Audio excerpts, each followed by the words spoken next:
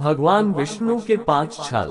नमस्कार दोस्तों, हर बार की तरह इस बार भी हम आपके लिए ज्ञान से भरी एक धार्मिक कथा लेकर आए हैं। भगवान विष्णु ने लोक कल्याण के लिए किए थे 5 छल। जब जब भी धरती पर पाप बढ़ा है, धर्म पर आघात करके अधर्म की सीमा पार हुई है, तब तब भगवान विष्णु ने धरती पर अवतार लेकर अधर्मियों से धरती को मुक्त करते हुए पापों का नाश करके धर्म की पुनः स्थापना की है।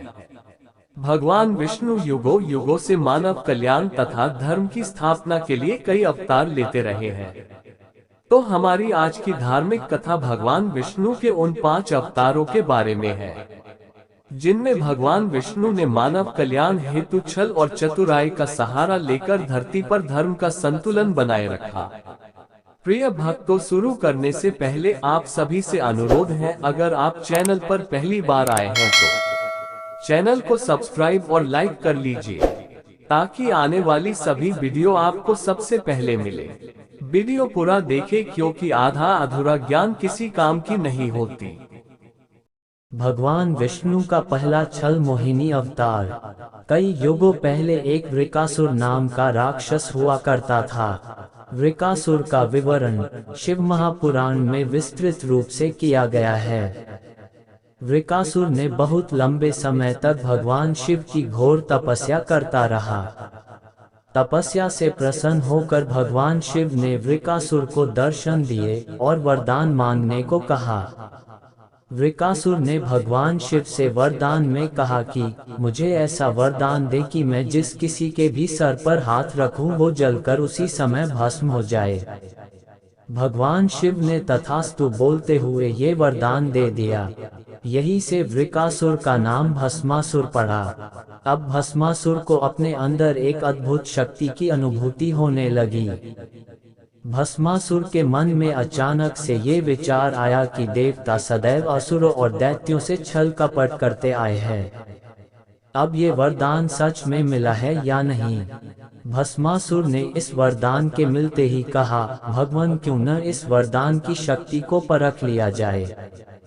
तब वह स्वयं शिव जी के सिर पर हाथ रखने के लिए दौड़ा।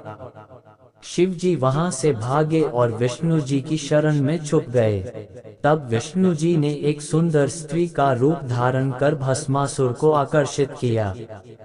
भस्मासुर शिव को भूलकर उस सुंदर स्त्री के मोहपाश में बंध गया। मोहिनी स्त्री रूपी विष्णु ने भस्मासुर को खुद के साथ नृत्य करने के लिए प्रेरित किया। भस्मासुर भी अप्सरा के साथ साथ ताल कदम मिलाते हुए नृत्य करने लगा। नृत्य करते समय भस्मासुर मोहिनी की ही तरह नृत्य करने लगा और उचित मौका देखकर विष्णु जी ने अपने सिर पर हाथ रखा। शक्ति और काम के नशे में चूर भस्मासुर भी उन्हीं की नकल करता हुआ अपने सर पर हाथ जैसे ही हाथ रखा वो वही जलकर भस्म हो गया। इस तरह छल और चतुराई से भगवान विष्णु ने असुर का नाश किया। भगवान विष्णु का दूसरा छल वृंदा के साथ। युगों पहले धरती पर जलंधर नाम के एक महाबलशाली इंसान की उत्पत्ति हुई थी। यह उत्पत्ति समुद्र में एक ऐसे स्थान पर हुई थी जहां गंगा का जल समुद्र में आकर मिलता था। जलंधर को भगवान शिव का अंश क्यों कहा जाता है? आखिर कैसे हुई जलंधर की उत्पत्ति? पूरी कथा। जलंधर का विवाह कालनेमी नामक असुर की पुत्री वृंदा से हुआ। वृंदा भगवान विष्णु की बहुत बड़ी भक्त थी। विवाह के पश्चात जलंधर पूरे असुर साम्राज्य का राजा बन गया। जलंधर को अपनी ताकत पर बहुत गुरूर हो गया था, जिसके चलते दैत्य गुरु शुक्राचार्य के समर्थन और मार्गदर्शन में जलंधर ने देवलोकों पर आक्रमण करके तीनों लोकों का स्वामी बनने की तीव्र इच्छा जताई। इधर वृंदा भगवान विष्णु की महान भक्त और उपासक के साथ साथ एक प्रतिव्रता नारी भी थी, जिसके चलते वृंदा अपने पति के विजय होने और उनके प्राणों की रक्षा के लिए पूरी निष्ठा से भगवान विष्णु का कठोर तप करने लगी। उधर देव और असुरों के बीच भयंकर युद्ध छिड़ गया। वृंदा का यह कठोर तप और पतिव्रता की शक्ति जलंधर की हर युद्ध में एक अभेद सुरक्षा कवच बनकर रक्षा करने लगी।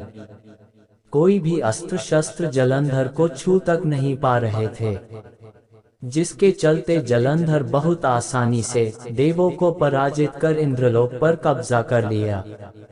जलंधर की कामना यही खत्म नहीं हुई। वो शिवलोक पर आक्रमण करने कैलाश पहुंच गया। कैलाश पर जाते ही जलंधर की भेंट माता पार्वती जी से हुई। माता पार्वती के तेज और सुंदर रूप देख जलंधर माता पार्वती जी पर मोहित हो गया। वासना में चूर जलंधर ने विवाह का प्रस्ताव माता पार्वती के सम्मुख रखा। माता ने जलंधर को सावधान करते हुए वहां से चले जाने को कहा।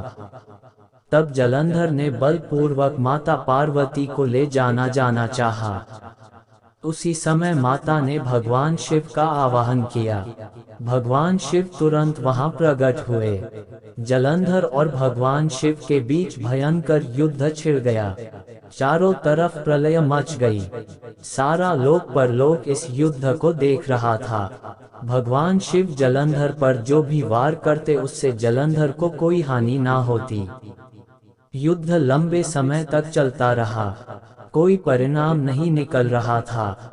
भगवान शिव मन ही मन भगवान विष्णु से आग्रह करने लगे कि प्रभु पता लगाओ कि आखिर कौन सी शक्ति जलंधर की रक्षा कर रही है। प्रभु इसका तुरंत कोई समाधान निकालो, वरना अनर्थ हो जाएगा। तभी भगवान विष्णु समझ गए कि कौन सी शक्ति जलंधर की रक्षा कर रही है। यह शक्ति थी पतिव्रता और भगवान विष्णु की कठोर तप की। भगवान विष्णु ने तुरंत जलंधर का रूप धरा और अपनी माया से राक्षसों की सेना तैयार की। सेना सहित भगवान विष्णु धरती पर वृंदा के महल में पहुंचे। जलंधर को देख वृंदा ने तप करना छोड़ जलंधर के निकट आई और आरती उतारी। भगवान विष्णु जी ने तप तो खंडित करवा दिया था, लेकिन पतिव्रता की शक्ति तोड़ने के लिए भगवान विष्णु जी को मजबूरन पति धर्म का नाटक भी करना पड़ा, जिसके चलते वृंदा की पतिव्रता शक्ति नष्ट हो गई। शक्ति नष्ट होते ही वहां कैलाश पर भगवान शिव जी ने जलंधर का गला धड़ से अलग कर दिया। जलंधर का वध होते ही स्वर्गलोक पुनः देवताओं का हो गया। इस प्रकार लोक कल्याण के लिए भगवान विष्णु जी ने वृंदा के साथ यह छल किया। सत्य के पता चलने पर क्रोध में आकर वृंदा ने भगवान विष्णु को श्राप दे दिया। इसके बाद क्रोध भरे मन से वृंदा ने खुद का आत्मदाह कर लिया। तब उसकी राख के ऊपर तुलसी का एक पौधा जन्मा। तुलसी देवी वृंदा का ही स्वरूप है, जिसे भगवान विष्णु लक्ष्मी से भी अधिक प्रिय मानते हैं। भारत के पंजाब प्रांत में वर्तमान जलंधर नगर जलंधर के नाम पर ही है। जलंधर में आज भी असुरराज जलंधर की पत्नी देवी वृंदा का मंदिर मोहल्ला कोट किशनचंद में स्थित है। मान्यता है कि यहाँ एक प्राचीन गुफा थी जो सीधी हरिद्वार तक जाती थी। माना जाता है कि प्राचीन काल में इस नगर के आसपास 12 तालाब हुआ करते थे। नगर में जाने के लिए नाव का सहारा लेना पड़ता था। भगवान विष्णु का तीसरा छल मोहिनी रूप। दोस्तों, यह अद्भुत घटना समुद्र मंथन के समय की है। एक बार महर्षि दुर्वासा बैकुंठ धाम से वापस आ रहे थे। रास्ते में उन्होंने राजा इंद्र को अपने ऐरावत हाथी पर सवार होकर अपनी ओर आते हुए देखा। महर्षि दुर्वासा जी ने उनका स्वागत सत्कार करते हुए उन्हें कमल के फूल की दिव्य माला भेंट की। अहंकार में डूबे इंद्र ने भेंट स्वरूप मिले उस कमल की माला को मामूली समझकर उसे अपने हाथी ऐरावत की सर पर फेंक दी। माला गिरकर हाथी के पैरों में जा गिरी। ऐरावत ने उस माला को अपने पैरों तले कुचल दिया। दिए गए भेंट का इस प्रकार निरादर करने पर महर्षि दुर्वासा बहुत क्रोधित हुए। क्रोध में आकर महर्षि दुर्वासा जी ने इंद्र को श्रीहीन होने का श्राप दे दिया, जिसके चलते इंद्र की सभी शक्तियां नष्ट हो गई। इंद्रलोक इंद्र से विहीन हो गया। इस मौके का फायदा उठाकर दैत्यों ने इंद्रलोक पर आक्रमण कर दिया। देवताओं को हराकर दैत्यों ने इंद्रलोक पर अपना कब्जा कर लिया और देवताओं को वहां से खदेड़ दिया। त्राहिमाम करते हुए इंद्र ब्रह्मा जी सहित श्री हरि के चरणों में सहायता हेतु पहुँचे। भगवान विष्णु संसार एवं मानव जाति के कल्याण के लिए लक्ष्मी जी के साथ समुद्र मंथन पर विचार विमर्श कर रहे थे कि इतने में इंद्र भगवान ब्रह्मा जी सहित सभी देवता गणों के साथ भगवान विष्णु के सम्मुख पहुँचे। समुद्र मंथन क्यों किया गया था? श्री हरि के सम्मुख इंद्र अपना स्वर्गलोक वापस पाने के लिए प्रार्थना करने लगे। तब श्री हरि विष्णु के मन में समुद्र मंथन को लेकर एक तीर से दो निशाने वाली एक ऐसी युक्ति आई जिससे इंद्रलोक भी वापस मिल जाएगा और समुद्र मंथन भी हो जाएगा। श्री हरि विष्णु इंद्र सहित सभी देवताओं को अमृत का लालच देते हुए बोले कि अब दैत्यों से मुकाबला करके अपना इंद्रलोक वापस लेने के लिए तुम सभी देवताओं को अमरता हासिल करनी होगी। इसके लिए तुम सबको अमृत का सेवन करना होगा और यह अमृत प्राप्त करने का एक ही विकल्प है और वो है समुद्र मंथन।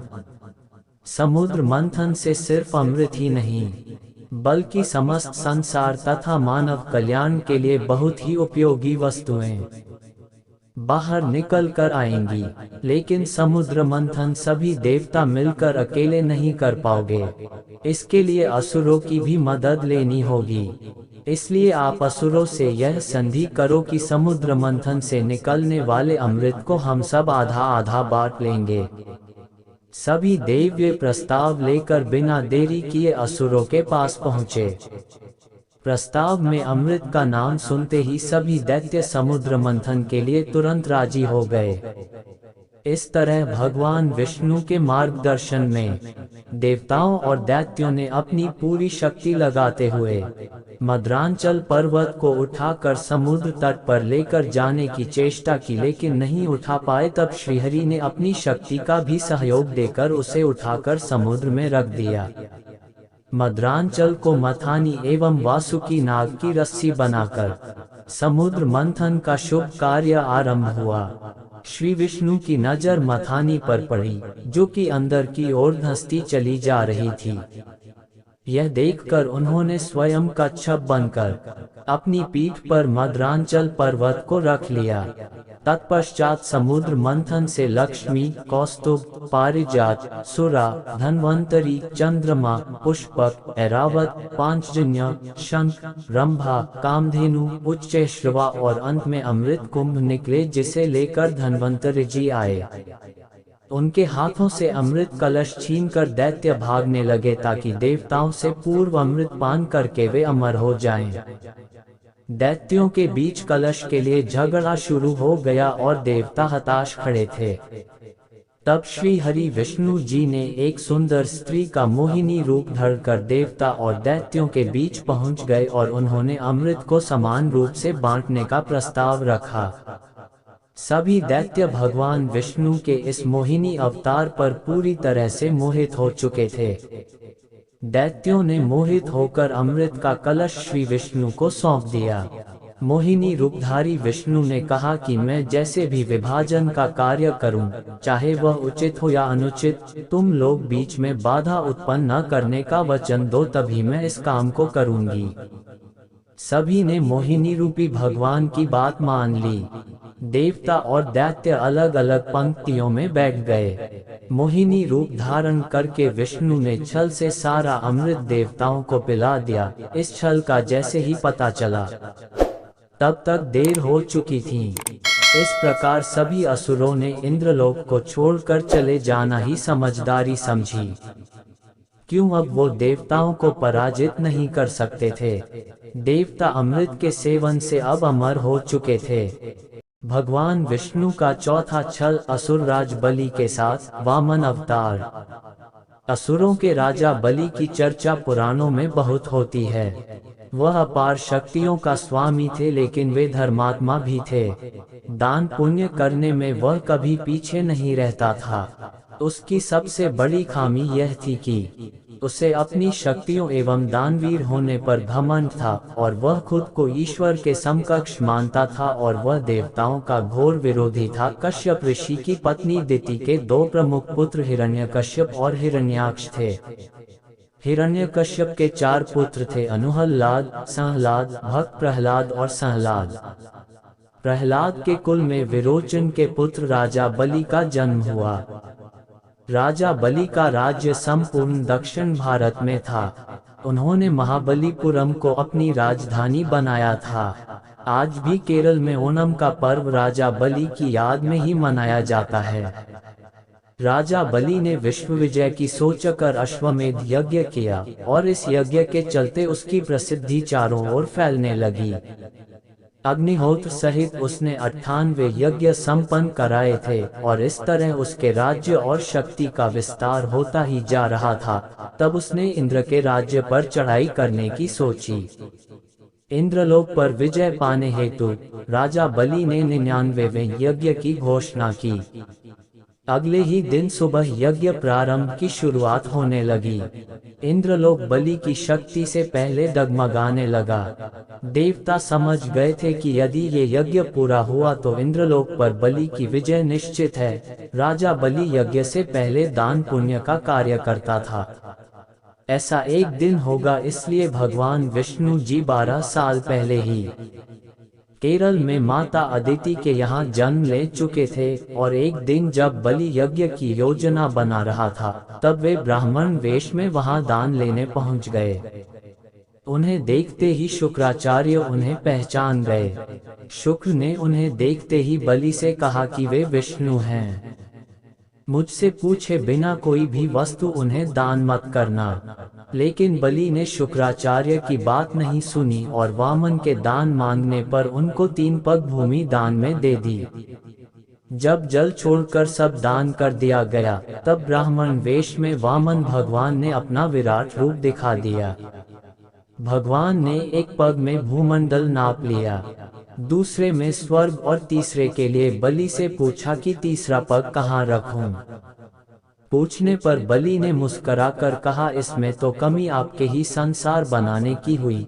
मैं क्या करूं भगवान, अब तो मेरा सिर ही बचा है। इस प्रकार विष्णु ने उसके सिर पर तीसरा पैर रख दिए। उसकी भक्ति से प्रसन्न होकर विष्णु ने उसे पाताल में रसातल का कलियुग के अंत तक राजा बने रहने का वरदान दे दिया।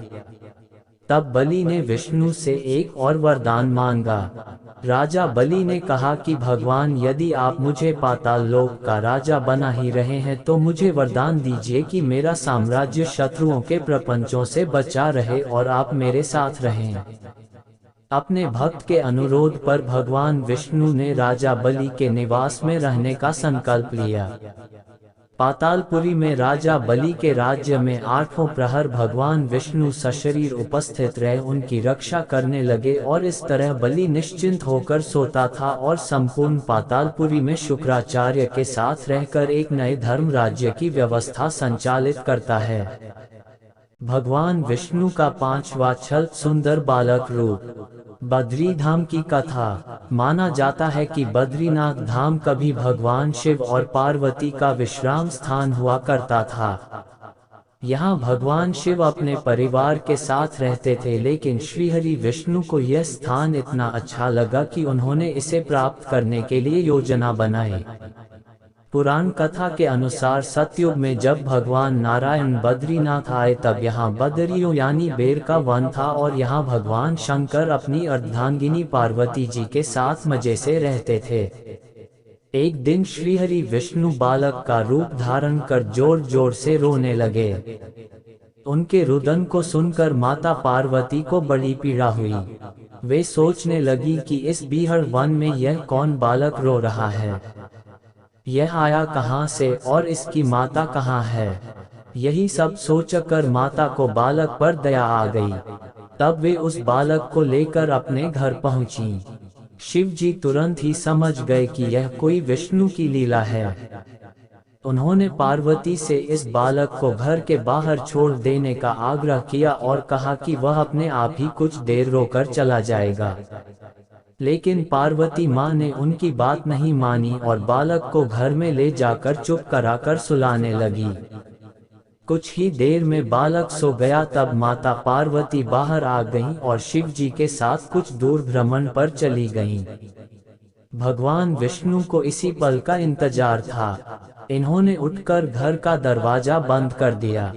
भगवान शिव और पार्वती जब घर लौटे तो द्वार अंदर से बंद था। इन्होंने जब बालक से द्वार खोलने के लिए कहा तब अंदर से भगवान विष्णु ने कहा कि अब आप भूल जाए भगवान, यह स्थान मुझे बहुत पसंद आ गया है, मुझे यही विश्राम करने दीजिए।